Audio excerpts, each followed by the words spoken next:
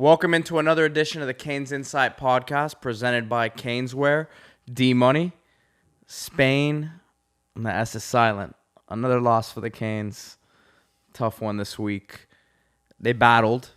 Obviously we spoke about it last week, but it didn't come out on top. Yeah, disappointing. It's this kind of loss is a loss you expected before the season.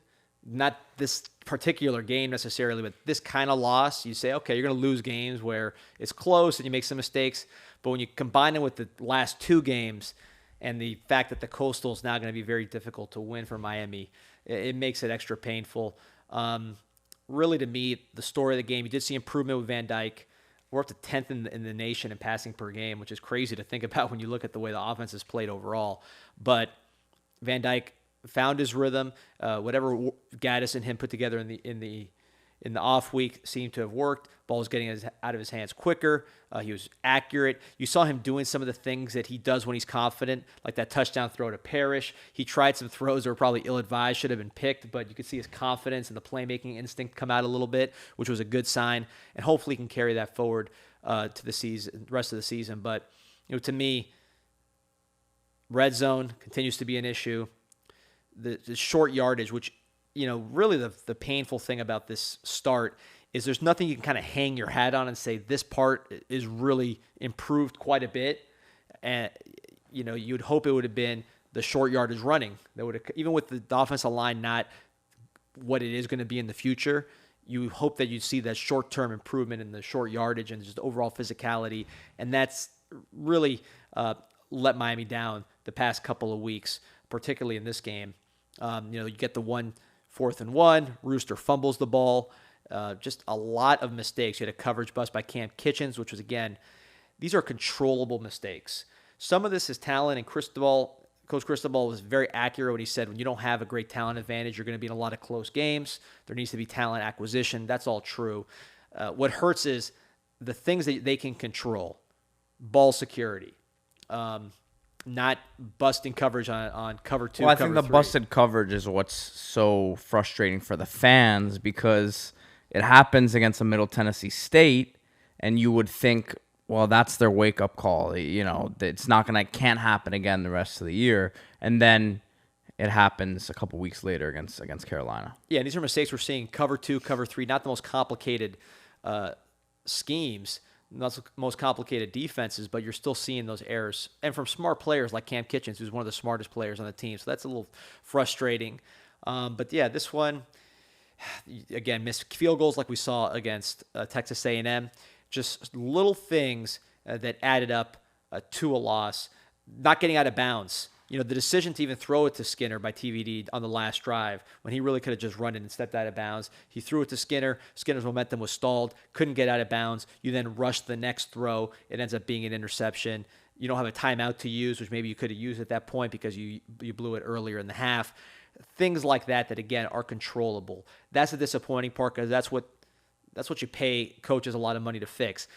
Still a young season, probably late in the game as far as winning the Coastal. That's going to be an uphill battle, but the ability to turn it around and have a 2016 type second half of the year where you really get clicking, get things rolling, and win some games, go into the bowl and win that's still on the table, and it needs to start against a Virginia Tech team that is really poor in all facets of the game. And it's interesting because if you would have told us before the game that Miami would have held Carolina at 27 points and TVD would have thrown for almost 500 yards, it would have been, you would have thought that would have been a win for them. So the defense, although, again, there were some breakdowns still, you would have thought they played well enough, for Miami to win this game. Well, Miami has an excellent defensive line. If there's one thing Miami can hang its hat on is this D-line, which is mostly transfers, is legit. They're number 2 in the nation in sack percentage, meaning the total amount of dropbacks that result in sacks or the percentage of dropbacks that result in sacks. They're number 2 in the nation in that stat, behind James Madison, so they're number 1 in P5. Total sacks, they're top 10. The run defense is 15th, even though the linebackers are not the best linebackers of the ACC by any stretch. So that defensive line is really doing its part, and not coincidentally, it's basically a defensive line that was put together from the portal. It's not a lot of homegrown guys there, although Jafari Harvey is really emerging as someone who has a chance to be drafted and play well at the next level, because he's showing more finishing and more just taking over games than he has in the past. I'm really excited with his progress. But yeah, you cannot make mistakes that give them free points when they're explosive to begin with. That's the frustrating thing. This is not going to be a 2001 Miami Hurricanes team. We all know that. But they need to do a better job of controlling what they can control, and then that will put them over the hump in some of these close games that are really coming down to a play or two. And, you give away 6 points on a busted coverage, a fumble, can't convert on a 4th and 1, 4th and 2, can't convert in the red zone. These things add up. We saw with Texas A&M. We certainly saw with UNC. This cannot become a pattern, or else this is going to be a very ugly first season. Someone in the league mentioned to me on Saturday night that one of the big issues on this team right now is the offensive line, especially with the injuries, right? So that's going to be a huge thing moving forward. You talked about the short yardage, run game and just the short yardage situations in general. Obviously, the offensive line is a big part of that. But moving forward, what are you hearing in terms of the health of the offensive line? This team as a whole is banged up. I mean, I'm not going to get into too much detail on injuries, but they're banged up more than it's been a tough stretch, and they're going to have to pull through. Young guys are going to have to play and play well on the offensive line and other spots, and we'll see how quickly they can get acclimated, because there's going to be no choice as far as playing those guys. I think really with the offensive line, they're down one long athletic tackle that can maybe make everybody slide over a position. That was something they looked for in the portal. They didn't get. If you look at where they missed in the portal, second corner, offensive tackle, receiver, wide receiver ×2. Those are the positions that they really needed and are struggling with here. So I think those misses tell the story a little bit of the season at those positions, certainly.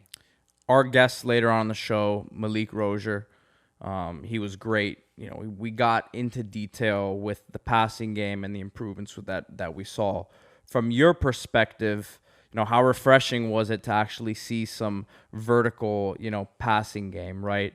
But to see TVD settle in a little bit and look as comfortable as he's looked all year. It was great. And to see someone like Colby Young, who was very raw coming out of junior college, not someone that was, a finished product by any means, got here very late, out of shape just because he wasn't in the condition from the summer program. So he was working uphill a lot, and you saw him in camp.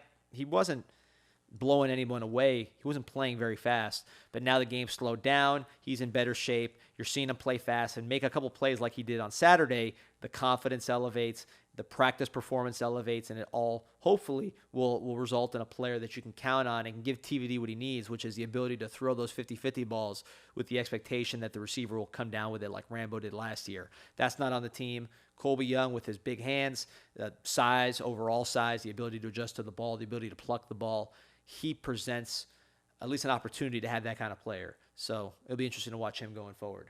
You mentioned, hoping to have a 2016 type second half of the year turnaround. Other than Miami obviously going out there and winning the rest of the games on their schedule, right, which doesn't look very realistic at this point. What is the best case for Miami fans, looking at the rest of the season? Because obviously, the recruiting is going to come into focus now, and this roster needs more guys, so that's going to be Cristobal's focus. But in terms of what happens on the field and certain positions and guys developing, what is the best case scenario for this team? Before the season, I said, something like Cristobal's first year at Oregon or Rick's first year here, which is 4 losses. That is very daunting right now where the team is at. But you look at last year, they cranked out a 5-1 finish. Something along those lines would be very welcome, obviously. Clemson's going to be a tough one. FSU will be hyped, but really those are winnable games. Aside from Clemson, which any game is winnable, Clemson is going to be a very tough ask. But the rest of the games, Miami should be the favorite going in. Florida State, we'll see on game day. We'll see where the two programs are at that point. But Miami's going to be the favorite in most of these games going forward. So to win the games where you're favored in, maybe balance out some of the bad bounces that you had earlier on the season, some of the self-imposed mistakes that you made early in the season. That to me would be tremendous to finish on that kind of run. That's probably a tough ask with the way they're playing right now and already having 3 losses in the can. But if they can meet that preseason expectation of 4 losses, an improvement from the prior year, that would be tremendous. But there's a lot of work to be done before they can get to that point. First is beating a Virginia Tech team that's really not good in any area, but certainly at home has the potential to beat this Miami team. So the Canes are 7.5-point favorites next weekend, and obviously they were favored this last weekend against Carolina. But like you said, this has not been a very good Tech team this year. Yeah, their offense is bottom of the barrel in the hundreds.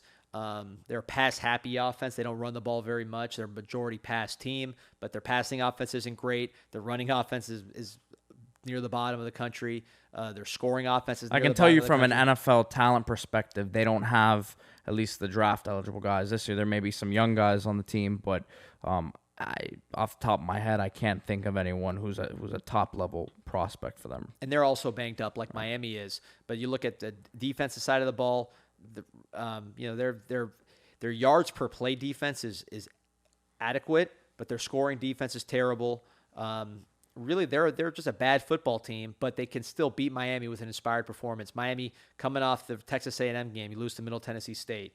Coming off the Middle Tennessee State game, you lose to North Carolina. Can they bounce back from a loss, even with a game where they're supposed to win? Are they going to be the more motivated team? They should be, but that remains to be seen. I think one thing that Virginia Tech does well is protect the quarterback. That's probably the only stat that I found where they were not in the bottom third, bottom 10% of the country was they're a pretty decent pass protection team, let's say in the 40s as far as sack percentage allowed. That's Miami's strength, is getting after the quarterback. So to me, that's the one matchup I'd watch. If Miami can really get pressure on this guy and force him out of sorts, it's going to be a tough day for Virginia Tech because they just don't have the explosiveness to handle that. But Miami's got to come out motivated. It's a noon 12:30 game. It's homecoming for Virginia Tech. A lot of things you don't like coming out of a dispiriting loss. So it's on Mario Cristobal and the coaching staff to have this team ready to play desperate, because once you get one win, now at least you feel what a win feels like. You go play Duke at home, which is another extremely winnable game. And Virginia is horrible this year, which is the subsequent game. You could crank off 3 wins pretty easily if you play anything close to your talent level. Kind of saw it happen, last year, right? When TVD got cooking, and it wasn't a win last week, but you would hope that what the offense showed, right, that carries over to this week. And then if you string a couple of those performances together, right, you need more points than what you got last week, but maybe you can get this thing rolling a little bit. Yeah, a team with a good quarterback and a good defensive line should be able to beat bad teams. That's just college football 101. It's not going to happen every week, but you should be able to win games against bad competition just by those two positions. So if they can get them rolling at the same time, we'll see what happens. Last week was a positive step in certain respects, but really disappointing overall, and it's going to be interesting to see how the team responds.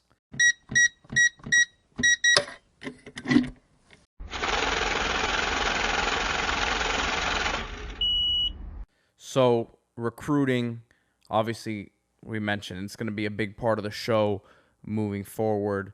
The bank, it's the best place to get the info every week. The bank is brought to you this week by Underdog Fantasy. We got a promotion here. Use promo code CIS. You get $100 to match your $100 deposit, just like a 401k, but a lot more fun. This is daily fantasy sports. Legal in Florida, most likely going to be legal where you're at. This is not online sports betting, but a lot of options, a lot of fun, and a lot of ways to make money with your sports knowledge and beat me and Pete. We'll be posting our picks on the website. CIS will have the sign-up link. Again, promo code CIS. It'll be on Twitter. It'll be on our Facebook, on our YouTube. So the sign-up link will be everywhere. Promo code CIS. Just jump in there and put it in. You get the $100 match.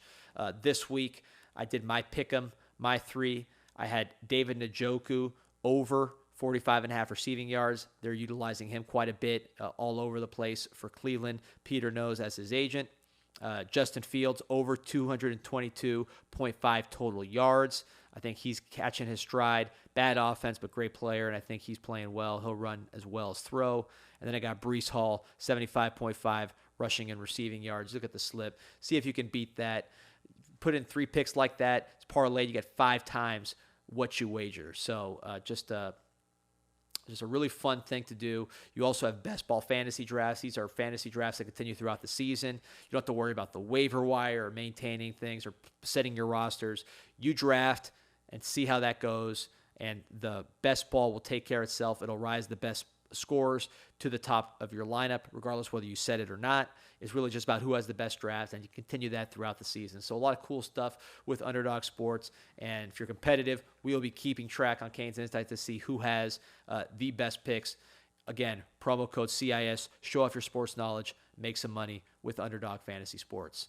So now getting into the bank. Speaking of money, the bank has been on tough times lately. We're not in the bailout stages yet. We're not on the savings and loan collapse yet. You were talking all that smack about the work, and well, listen, I can't control what happens on the field, but I can tell you, bank was first to report Antoine Jackson reclassifying. You saw that came out. So we're trying to be on the cutting edge, at least of the news. The team's going to do what it does, but. It's interesting. This week, I asked around. I said, who are the next names? Who are the names I need to keep an eye on going forward in this class? And to a man, people said, we cannot tell you these particular names, but if people knew who we were working on, they'd go crazy. So keep an eye on this class in the next couple weeks to see if some names emerge to really get people going. I know that's very cryptic, but I'm telling you, when I usually ask, I say, what are the names to watch? I get, for example, Stanquan Clark. We're putting up the heat on him. Edwin Joseph, we're putting up the heat on him. Like Tayshaun Lyons, we got last week. This time, I'm getting silenced, which means that there's some big names being worked on. I'm told these names would cause a big stir. We'll see when they come out, and then we'll remember this conversation. But Miami is big fish hunting. I heard that with respect to this past weekend, with a lot of recruits, the IMG kids, Francis Malagoa, Jaden Wayne, et cetera, and some underclassmen, that the word out of that weekend was it was the best Miami recruiting weekend in years. People who had been here dating back to Al Golden were saying things like that. So a lot of positive momentum from the recruiting side coming out of that loss, even though the game itself was pretty poor. Some other tidbits. I asked what players are really stepping up as far as senior seasons. Robert Stafford, I believe I mentioned last week, as someone who's really coming along as a guy who's already a blue chip player, but probably better than that. The other name I got, Connor Lew, out of Georgia.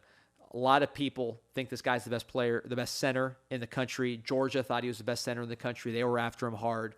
Grew up a Canes fan. Miami did a great job recruiting him. This is someone who's 16, I believe, when the season started, so very young, but just dominating offensively. He's playing tight end. He's scoring touchdowns. He was pointed out as someone, we knew he was good, but he's starting to match that potential. Frankie Tinalau was on the podcast a couple weeks ago. You can watch that interview if you haven't seen it. Just check on the YouTube channel or the podcast feed. He was a great interview for us. But speaking of folks, I say we knew this guy was a talented guy. We knew he was someone with a lot of potential, but he is a lot better than we thought from what he's shown as a senior. So that's a name that's rising. Miami is going to hit the portal extremely hard. I can't stress that enough. Positions that maybe you didn't think were portal positions will be positions that Miami goes after in the portal. I already mentioned 2 to 3 wide receivers, but there's other spots that maybe last year you said this was a secure spot. We're good for the next couple of years. I think you're going to see those positions potentially get some help that you didn't expect. So, really on recruiting front, all I could say is this is the quietest recruiting time I've heard, and not because nothing's happening, but because people are sworn to secrecy. That, in my history, that's usually a good sign. So Miami fans, stay tuned, see what happens there. Some of the names we've talked about before as far as Stanquan Clark, Edwin Joseph, other names, Sampson is going to be a continuous battle. They'll work that one. Names that we've heard, those will still be the names we're talking about. Chris Johnson is still a priority. But keep an eye out for new names that might be names that you don't expect in the coming weeks. That's all I can say on the bank. You threw a stay tuned in there. I don't know if Canes fans should be worried. It's take it as a good sign. When people are sworn to secrecy, they usually will be forthright. That tells me that big things are brewing, and I'm excited to see what it is. But I heard it. The next couple of weeks we could be seeing some news on those fronts. The more things change, the more things stay the same. Canes wear still the number one spot for all your Canes needs, your South Florida sports teams needs. They got it all. They got the new Miami Knights jerseys coming in, all kinds of new gear coming in, the new Adidas Ultra Boost, everything you need to get ready for this season. You've been working hard. Christmas is still a long way away. You got some money saved up. Blow it now. Buy some stuff. Get ready for the season. Look right. Everybody else is investing. Invest in yourself. Invest in your wardrobe. Look, no more of these old, ugly shirts from the 2014, 2016 when we lost a lot. New era, new gear, same old Canes wear. The best in the business for South Florida sports. So coming up next on the CanesInSight podcast, we will be joined by Malik Rozier. All right, want to welcome in the very special guest for tonight's CanesInSight podcast, Malik Rozier, last Miami quarterback to lead the Canes to a 10-win season. And, obviously it's been on, 20 years, D, pretty much? Only quarterback to lead the Canes to a 10-win season in that span. So, and now doing great things, still involved in the, with the Canes, doing the pregame and the postgame shows, on 560, but working with a lot of the guys on the team in the NIL space with another project that you're involved in, Malik. So if you want to, talk about that real quick, the Miami Millionaires Club is what I'm referencing. So talk about what you're doing with the guys on the team and former Canes as well. Yeah, so we'll start off with Miami Millionaires Club. So we have our website up. It's miamimillionaires.io. And for anyone that really wants to help out, there's actually a section if you're a business owner. It's called Join the Network at the very bottom. We would love for you to fill that out. So right now we're doing stuff where we're looking for different business partners that are either Miami alumni or your local Miami business owners to really network with these guys once they graduate. So maybe there's a volleyball player, a basketball player that wants to get in your field. We're trying to kind of help you two guys connect. That's something that we're working directly with the university on slowly. And really, if you're just someone else that just says, hey, I don't own a business, but I want to support, we have NFTs. If you don't know much about them, we do have a Twitter called Miami Mills Club, and we'll help you. We'll walk through every step with you. I'll do it myself personally. That's stuff that I've been trying to help people with is understand NFTs, crypto, how to be safe, because it can be positive, but obviously plenty of people have been in the space. And if you do it wrong, if you do it by yourself, you can get scammed. You can get hurt. And I would say for anyone that doesn't really want to get into crypto, we also take credit card processing. So if you don't want to fiddle around with Solana, which is how you pay for it, we have a button where you can click it. There's a video on our Twitter where I did it myself. I went through, used my credit card, bought an NFT. And the reason why we're doing that is because we want to help these kids really understand that if you take the time to make a business plan, we have people that want to help you. So we want to give them a $10,000 business donation. It'll go directly to the business, but we want them to come. And you're talking about the athlete. Yes, the athlete. We're going to give the athlete a $10,000 business grant. But what we want to do over time is obviously like year one, my business partner said, yes, we would love to do that. But over time, like I want the fans to understand that as much as we go to watch, like we need to support these guys, not only on the field, but also this is the way it's $100 for you, but it's going to stretch. It's going to help these kids not only with football, but also after football. So that's what a lot of the money's going towards, is really just getting the money together for this business grant. So. Yeah, man, a lot of great stuff you're working on there. Like you said, go check out the social media accounts for Miami Mills Club if you want more information about what Malik and the team over there is doing.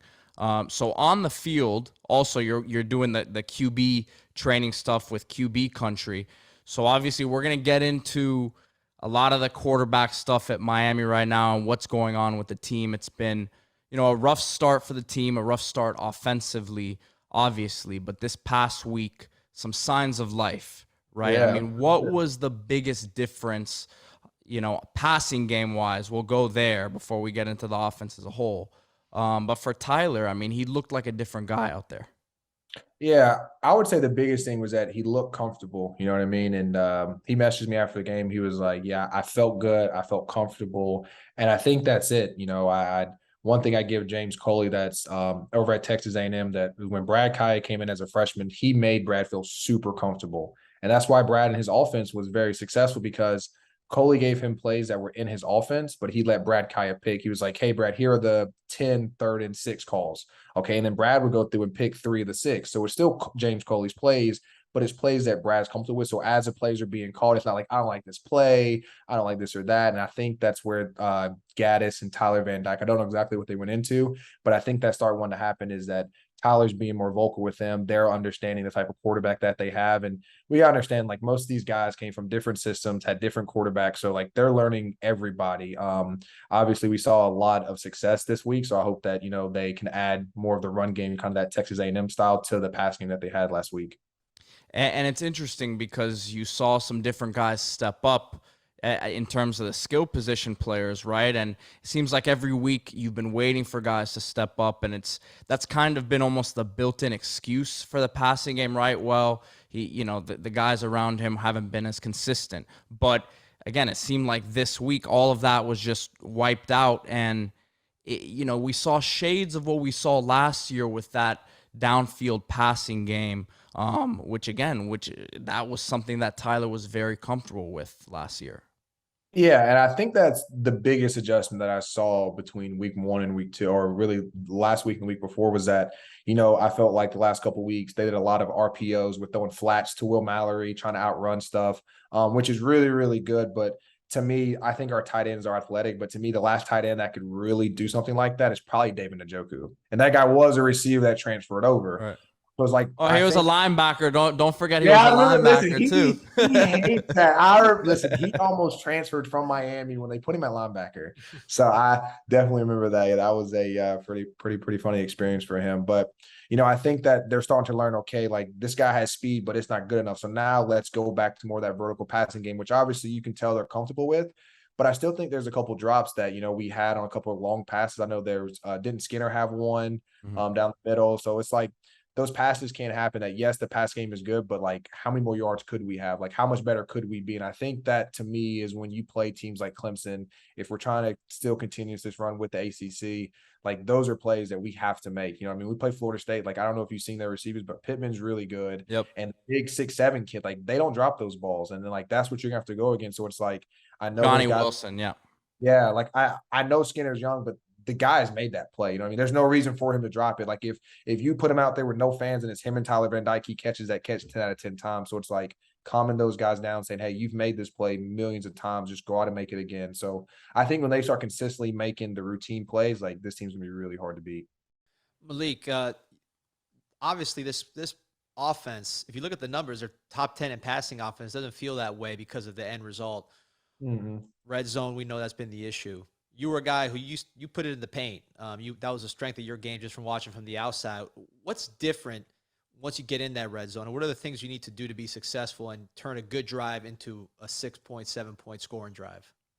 Yeah, I would say one, understanding that the windows are a lot tighter. So like, one thing that I really emphasize with a lot of my quarterbacks, saying, hey, if you have a 3-step drop, like if it's a corner, okay, and you're doing a regular 3 in the field, your feet have to be so much faster in the red zone, because his route's probably gonna be a little bit shorter. The window is gonna become faster. If it's like, let's say it's a crush, we got the corner by the inside and the hitch by the outside.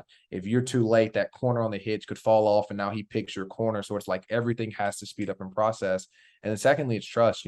Tyler's throwing to new guys. I think you're seeing guys like Kobe Young come alive in the red zone. So I think they're finding some guys that can make plays, but that's really what it comes down to. There's plenty of times where it's one-on-one cover, just cover zero. I'm throwing balls up to Braxton. I'm throwing balls up to Ramon, and I'm hoping that they come down with it. You know what I mean? I'm just like, hey, like, I know they've made this play. They're going to make it for me. So I'm just going to give them kind of what Rick called like a 60-40 ball. It's where our guys have a better chance than them. So as long as I do my job, it's their job to come down with it. So I think that's something that, once you get into the red zone, a lot of that trust factor, the relationship, understanding like how they come out of their break, things like that really, really matter. Yeah, and you talked about Brad Kaya and Coley and some of the relationship they had. One thing that jumps out from the transition from Brad to you was, you were running draws, you were doing things that Brad Kaya was not going to be doing. Mm-hmm. So how important is it to have that offensive coordinator and quarterback come together and talk about not just plays they like, but really adjusting to the strengths of their game? Is that something? How's that process work? How'd that work for you going, the same coach from Kaya to you, but obviously a much different looking offense. How was that process? Yeah, I think that's something that we're slowly going to see with Gaddis's offense. Year one, when you have a talented team, the worst thing you want to do is confuse them. You know what I mean? You want to stay simple. Obviously, you're going to add some advanced stuff, but what I can say that Rick really did was year one. I remember Brad was there. We were I formation, offset I. We had Marquez Williams, Pops as our fullback. Like we were heavy. And then all of a sudden he was like, okay, I have a more mobile quarterback. I can adjust. I can change. And so I think that's kind of what we're going to see over time, especially if we ever do change from Tyler to Garcia. I think you're going to see kind of the same adjustment of a more mobile style offense. But a lot of it does run through your quarterback. Like Brad was never a runner. I hope Tyler stops becoming a runner. He's been running a little bit too much for my liking. But I think the guy's trying to make plays, so I can at least fight his competitive spirit. But I think your offense definitely does change. I think we saw it a couple of times where Drake May, he's not that fast, but he has the ability to stretch some runs, and he ran a couple QB draws. So that's where it's like having that mobile guy definitely affects teams on third down. Something we're talking about. With me, it was harder for teams to kind of run that deep blanket. If you're in the deep blanket and it was 3rd and 5, like I would get past a linebacker to get that 5-6 yards. And that's kind of where like it really helped our offense in some ways. Big topic with the fans is tempo. This is not what we had in the past 2 years as far as the pace of play and the amount of plays. You as a quarterback, did you like playing at a faster tempo? Was it easier for you? Did it just depend on the situation? I mean, what's your view on tempo in college football today? Yeah, I'm a air raid lover. I'm probably not as fast as Oregon, but I probably want to be a second behind them. Very Didn't much. you guys run you guys ran in high school like every play Air raid, too, right? yeah, high school. Yeah, we did. We ran Tony Franklin. So Tony Franklin was one of the original Yeah. inventors of the air raid. He didn't do as much as what like the Ricks like to call green words, where it's like, hey, it's yogi and it tells you the entire play, formation, cadence, everything. He was big into like 4 vertical concepts and throwing digs and slants off of 4 verts. But yeah, I'm big into tempo. I feel like when you tempo teams, one, you see if they're conditioned. So a lot of times you get a lot of defensive linemen that are out of shape. Secondly, what happens is teams become more vanilla. So you're going to get more simple cover 1, cover 3, cover 2, because you can't go as complex. Secondly, they got to show their hand early. So that's some ways where if you start tempoing teams, it really, really frustrates them. But the problem is you got to have offensive guys that think that fast. So as fast as like the OC is thinking, everyone on the team has to think that fast, because otherwise it is going to be slower. You're going to have false starts. You're going to have guys that are running the wrong route. So that's where it's like, like I'm saying, like I think Gaddis can go more tempo, but kind of the same thing that Rick did. You got to slow it down, install your plays so that I know these plays for the last 2 or 3 years. So when you call it as one code word, I understand what everything means. Because it's like me teaching you English, because what Lashley called one play, Gaddis is going to call the same play something totally different. So they got to register in their brain that when I hear this play, it's not what Lashley called, it's what Gaddis is called. So also we got to understand that too, that like just because these guys come in doesn't mean that they're going to not change their terminology. Because when Rick came in, we had to learn all of Mark Rick's code words, all of his terminology, how he called offense. So it's like, I don't know how they adjusted to that. The best situation I've ever seen was Todd Monken. Monken adjusted when I was at Georgia. Monken came in from Cleveland. He adjusted his code wording to Georgia's code wording. So I hope some of that kind of went along. I hope that they're taking place of, hey, what did you guys call this? But I have been in offenses where it was like Rick's, where like we literally had to scratch everything we knew from Coley, and we had to learn Mark Rick's offense. So that's why sometimes if they are installing new offenses where it is a whole new terminology, it will take them longer to kind of speed things up because people have to think that fast. Ever since Restrepo went down, and even before that, right? I think everyone was kind of looking for that guy on the outside to emerge, right? Looking at Miami's roster right now, and obviously a Jacoby George is hurt, right? So we'll take him out of the equation. But Colby Young had his moment. You have a Romello Brinson, Frank Ladson, Keyshawn Smith, Rashard Smith. Out of those guys, right? And I may be forgetting a name or two, but which of those guys excites you from what you've seen? If you were the quarterback, right, and Miami was in this situation, you were looking for a spark, right? Which of those guys' skill set, any of those guys kind of stick out to you? To me, I think it was Ladson. I really liked him. I watched some of his highlights at Clemson. I think he has a lot of upside. I would say the guy that surprises me the most is Keyshawn. I think he's been the most consistent receiver, and he was someone that I didn't know if he was going to come around, but I mean, the guy's made play after play. But yeah, to me, it'd be those two. I think Keyshawn either has to continuously make plays and make Tyler feel comfortable saying, "Hey, I know Xavier's not here, but I can be your go-to guy," because I that's what Tyler's looking for. And I think, over these last 5 weeks, Keyshawn has slowly grown, shown that he can make the plays, shown that he can consistently make the plays. He made a lot of comeback catches versus Texas A&M on some big downs. So it's like that to me was the guy that surprised me most. But the guy that I think that me as a quarterback I'm looking at is it has to be Ladson Knight. He had the play versus Middle Tennessee State that probably would have been picked if he didn't snatch it out the air on one of those RPOs when he was running like that 5-step glance route. So it's like that's the guy that's like, wow, like not many guys are going to be tough enough to make that. So like I need that out of you. Like you show me you can make it. So let's make it consistently. So that's a guy that to me that if I'm Tyler, I'm pushing him. He's a guy that can not only help you in the open field, but obviously in the red zone. And then I'm glad that Young's coming around because I didn't know much about him until really the last game when I saw him make some plays. Well, I think a lot of it too with these receivers, right, goes back to what you were just talking about. How comfortable do they feel in the offense, right? There may be certain guys who don't fully have a grasp of the playbook and everything that's going on, right? So if you're a quarterback, it's tough to trust a guy like that, no matter how talented they are. Yeah, I would say it's funny. So the biggest savior on the 2017 team was Braxton Berrios. There were so many times where the play would come in and I would literally look over at Jeff Thomas to make sure he knew the play. And the person that was standing right beside him, Braxton Berrios. So it's like people don't understand that like you do need someone out there that like knows to make sure that everyone knows what they're doing because that was X.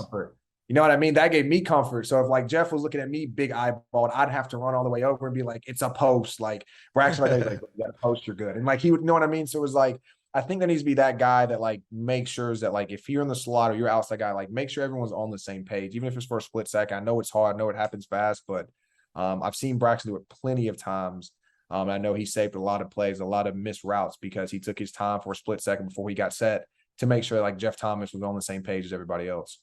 Colby Young was the guy who came in late, right? Yep. Yeah. So, he came in for fall camp. It's tough to. So that is tough, but I mean, I'm glad though because the big thing about that is with a guy like Kobe, as long as he shows that he can make plays, you can give him like 20 plays saying, hey, here's about 5 or 6 runs, here's about 14 passes, okay? And then you slow it up, okay, and once you get these 20, now let's go 25. Right. And the good thing is that when you're in the fall and the summer, you're learning the entire playbook. When you're playing a team, the playbook condenses because you're only going to run plays that attack their specific defense. So that's where it's like, as long as he can grasp the basics of what this offense is running, he should be able to implement like special plays that like he can learn over the weeks. Because there's usually, I would say from week to week, you probably carry over 50% of your base offense and you might add 40. And then like, it just depends on like how gadgety you want to get. But most time your base offense is carried from week to week. So he should be good. So I'm excited to see how he integrates into more of the game. Malik, when people hear your name, the first thing they'll think is winning big games, because we haven't done that. Miami has not done that a lot in the past 20 years. That's the kind of what people associate with you. So just from a team standpoint, quarterback standpoint, what's the difference between the teams that have talent and maybe don't deliver in those big games and perform under their talent, as we've seen over the past 2 decades quite a bit, and then the teams that show up, which, again, talk about Notre Dame game, Virginia Tech game, it looked different. There's been talent, but that looked different. What do you think the key was for those type of performances going over that hump?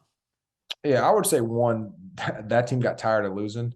I think that, if you compare the 2014 team that I came into compared to that 2017 we won with, that 2014 team on paper would smoke us.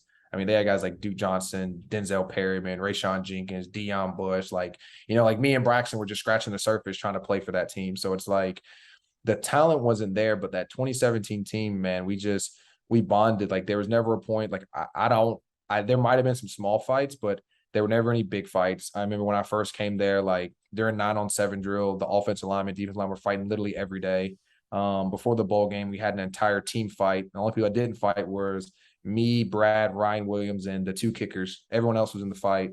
So it was like, the teams were talented, but they weren't together. You know what I mean? You had like cliques, like you'd walk in and you was okay, there are the white guys over there, they're like the crowd that hangs with everybody, and then there's the black guys. Like that's kind of how it operated. And it's like that 2017 team, everyone was like crossing, we were mingled. Rick did a good job of, at one point it was very like segregated. Rick like did it by numbers, so like everyone was integrated with everybody. And I think that's what really helped us was that, you had guys that because you sat beside someone, you were forced to learn about him. You know what I mean? Otherwise, like you would pick your lock, you're like, oh, I'm over here. I'm with my DBs. So like all the DBs sat in one corner, all the quarterbacks were in one corner. It was really clicked. And, and I think when Rick made it by number order and you had like a receiver by a DB, by a running back, by a safety, by a corner, those guys are going to got offense by defense instead of like defense on one side, offense on the complete other. So I think that has a lot to do to play for, because there's times to where like, I ain't gonna lie to you, I was hurting. I mean, there was games I had concussions. There was games that I got my shoulder shot up. There was games that, like I literally could barely practice, but it was like, I knew on Saturday that I had to deliver because I was tired of losing and that we put in too much effort, and that like, I knew my brothers were going forward. So there was no way that I wasn't going to go out there too. You know what I mean? So it was just like, that's the mentality that like this team has to at some point get, you know what I mean? At the end of the day, like you don't play for the fans. You don't play for anyone else besides yourself and your family, to be honest with you. And that's where like, at some point, it has to be more than yourself. It has to be, okay, like I now play for my brothers, and that's when you get a winning team. Because most people play for themselves and their family. Talking about, why do you play? Oh, I want to be a millionaire and I want to take care of my mom and my brother. Okay, that's going to make you good. But you by yourself won't win a football game. I promise you. You know what I mean? Be good as you want, but you can't win it by yourself. So it's like, whenever like, man, like I play now because like I want to see Jaquan Johnson be successful. I want to see Braxton Berrios be successful. That's when the team goes from good to great, because now you're not selfish no more. You know what I mean? And that's where like this team at some point has to get to. Man, Mario's having all these people come in and talk to the team. Malik might need to go over there, man. I don't know. I'm trying. I want to help them more business wise. I think that a lot of guys, when you start understanding how the world works outside of football, you can see football in a different aspect. You know what I mean? So now I see it a lot differently, and I think it'll open a lot of people's eyes to kind of what's out there. But yeah, I would love to come back and talk to those guys sometime. I'll say, Malik, last one, because we asked the forum, the website, the members, what questions you want to ask Malik. And one of the users, his name's Jacked Around. I don't know what that means. But he said that you want to know, what's your favorite memory of that 2017 season? What sticks out to you personally from that year? It has to be Florida State. I know that one's cliche, but I mean, every year I was there, we got beat. We had the blocked field goal, we had the missed field goal. And then some people know, but I was born in Tallahassee. I went to my first Miami game, where it was the Miami FSU game, whenever Ja'Cory Harris threw a touchdown to Kelvin Benjamin in the zone. That was my first Miami game ever. My whole family was there. So my dad was there, mom, sisters, like everybody. I remember like coming out of the game and just like seeing my entire family like crying. And people don't understand, like my sisters were Florida State fans and they transferred over to Miami fans just because of me. So to see them in like Miami year crying for a team that they grew up loving, but they're happy for me, to me was like the most impactful memory that I've ever had there. So yeah, you were talking about throwing 50-50 balls earlier, and I was gonna say Daryl Langham, you gotta give him a shout out, because that guy made play. People don't understand, that was like his fourth play of the game. Yeah. Because Amon got hurt, Cager was in, and then Cager started getting gas. Well, I mean, listen, people don't remember that in all actuality, he hadn't played all that much and produced all that much in his Miami career up to that point. So it was like what happened the other day with Kobe Young. Obviously, it had it wasn't the same situation, but it's like a guy that you just no one expects it from, right? And it was even more improbable because he wasn't. Though, like me and Daryl had that. Like that's one thing I can say is that like he's probably not gonna be happy to hear this, but like Daryl was like one of my best drinking buddies. You know what I mean? Like we would literally walk off the street after practice and we would go get drunk together for hours. You know what I mean? Like my freshman year, I wasn't playing. So like, what else am I going to do in Miami after practice? So I practice class. But it's like, I never once questioned if Daryl was going to come down with that ball. You know what I mean? Like I never once like looked over there and was like, oh crap, it's Daryl Langham that hasn't played. And I knew Lawrence Cage was to my left. I could have went, man, I want to throw to Lawrence because Lawrence is my playmaker. You know what I mean? And it's just like, nah, like the safety gave me the look where he was in the middle of the field. I was always taught that, you take the shortest throw. And I knew that if I gave the guy a chance, he was going to make the play. So I think at some point, Tyler has to just trust those guys and say, hey, like, I'm going to give you a ball and you guys got to make it. And I'm consistently give you that same ball. And I think that's where they'll get at some point, but I'm definitely interested to see when they get there. Well, listen, like you said, it wasn't very pretty when you got to Miami those early few years. So hopefully, what's going on in Miami with the early start to the Mario Cristobal era is just, the beginning of the great turnaround, and these young guys will be able to experience some of the stuff that you're talking about. Yeah, and the big thing to the fans, man, and I'll iterate this all the time, is show up to the games if you can. Even if we lose, I know you guys don't like it, but I'll tell you this: one, it affects the other team. Secondly, it affects the recruits. You know what I mean? If you want to be good, like, okay, we understand that we have work to do, but if you really want to be good, it's our future. So what do? You show that our future, that we're going to support not only the current team out there, but them as well.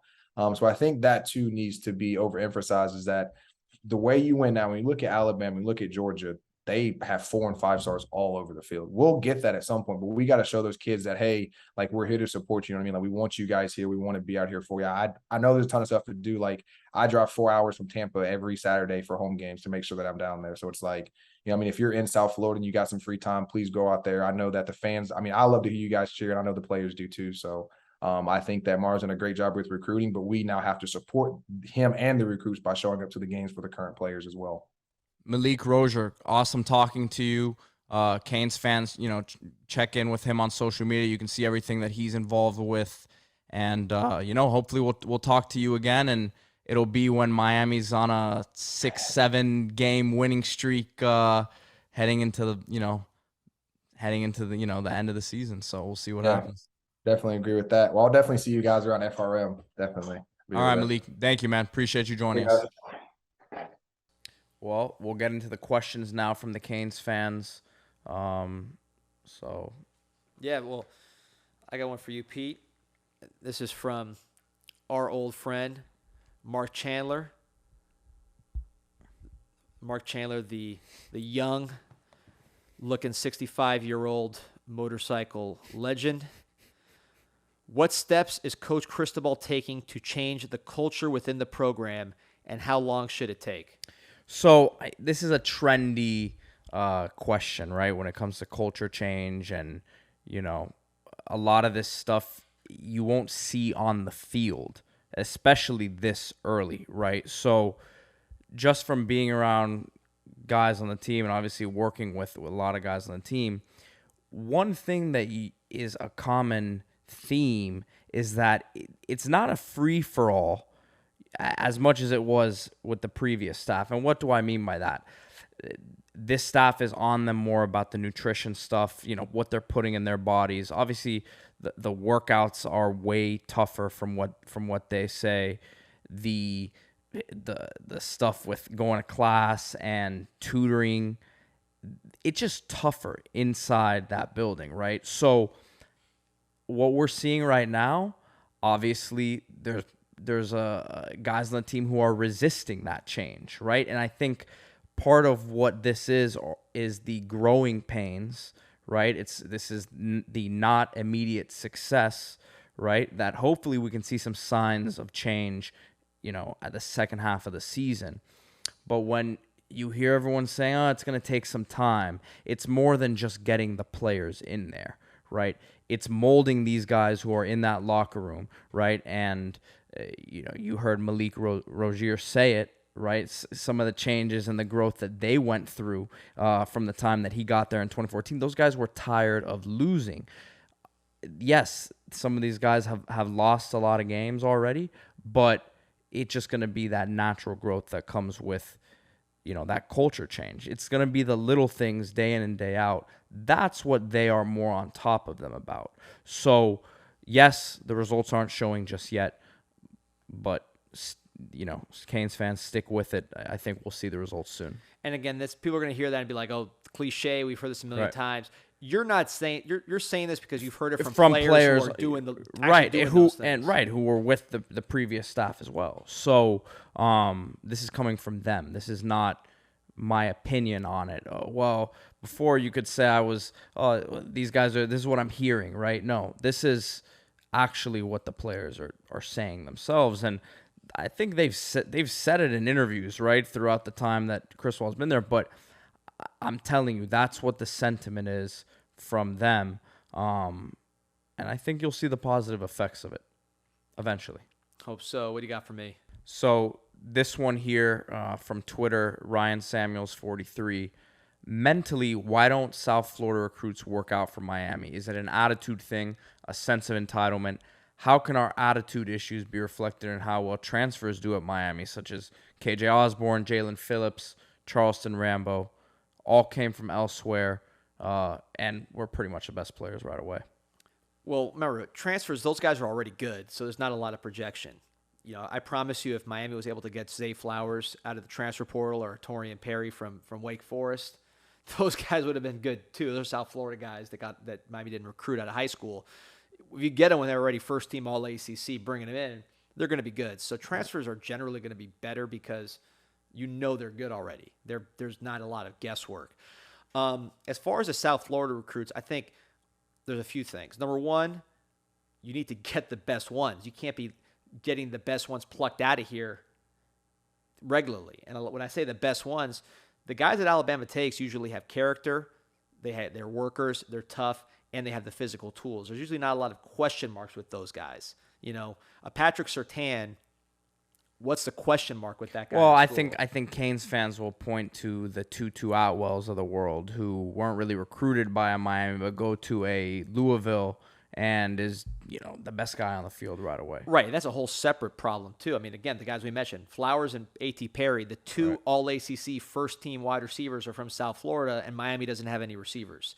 So, that's glaring. That's an evaluation issue. But as far as, I think what the question was more like, why are the guys we get not doing it? I think it's just you're not getting guys that can't miss. You're getting guys with a flaw here or a flaw there, and then you have a team that's not performing well and not developing guys in general. If you get a Patrick Surtain, it's going to be hard for him to miss, no matter where you're at. Dallas Turner from St. Thomas Aquinas, who's really one of the best players on Alabama's defense. He's not going to miss really many places because he has the character. Well, they may not miss, but is Surtain ending up as a top 10 pick? No, but he's going to be good. I'd take what's his weakness, right? Same thing with. I'm with it, but this is what the Miami fans will Jordan go out Battle, there and say. Another Alabama. We're mentioning, 3 Alabama guys. Jordan Battle from St. Thomas. A guy had character coming out. He had physical measurables coming out, verified testing, and he was a very productive player. He's one of Alabama's best players. So the good teams are getting guys that don't have a ton of question marks. All right. Attitude-wise, they don't need to take somebody with maybe a questionable attitude because they're Alabama. They're picking and choosing. So they're coming down here to get guys that fit the profile in every respect. So I think some of that is we just need to do a better job of recruiting the best guys locally and not conceding the can't misses, the Brandon Innes's of the world to an Alabama or Ohio State. Because a guy like Brandon Innes, just to think of a local example, who's the number 1 prospect in South Florida this year, his character is impeccable. As far as football character, I don't know him off the field. I haven't heard anything bad, but certainly insane competitor, insane worker, gamer. So, it has the game as well, the talent. So there's not a lot of downside with a guy like that. That's why Ohio State comes and takes him.